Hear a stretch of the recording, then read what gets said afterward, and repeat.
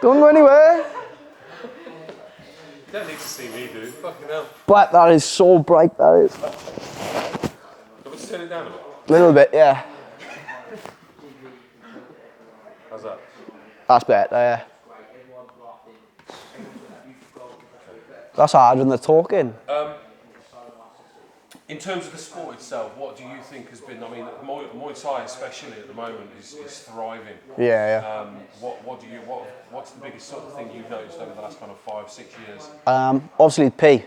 The pay is what's improving and it's driving the level of the fights higher and higher. Like you've got things like One Championship, RWS, obviously now Leapfrog show.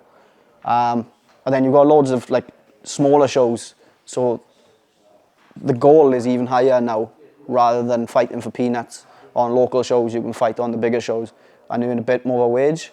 And obviously, a lot more fighters going to Thailand, whereas like 10, 15 years ago, there weren't as many people doing it. So I think like the accessibility to improve your training is what's just improving the circuit in general.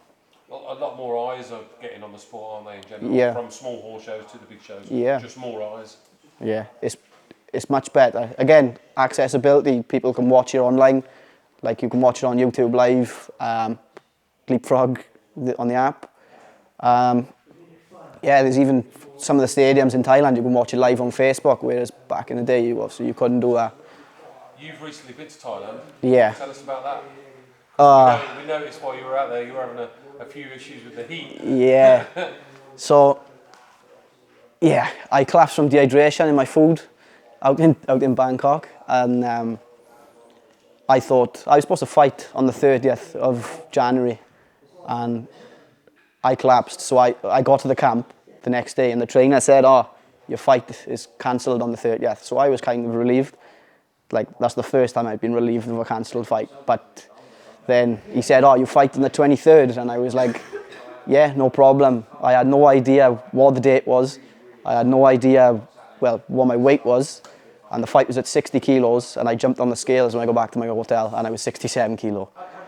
And I had 3 days to cut the weight, and I managed to do it, and I ended up fighting in Rajdamnern. I lost split decision to a strong Cambodian fighter, but it's all part of the experience. And then me and the missus were on holidays down in Phuket, and we come off a scooter and broke my shoulder. So that was fun, but all fixed now.